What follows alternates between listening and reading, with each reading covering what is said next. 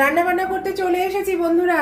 দেখো এখানে আজকে অনেকটা দেরি হয়ে গেছে, তার কারণ ছেলেকে আনতে যেতে হয়েছিল। এখানে ভাতের জলটা রেডি করে রেখেছি, এখন ফটাফট রান্না হবে। ভাতের জল রেডি করে রেখেছি, এখানে ভেন্ডি ধুয়ে কেটে রেখে দিয়েছি।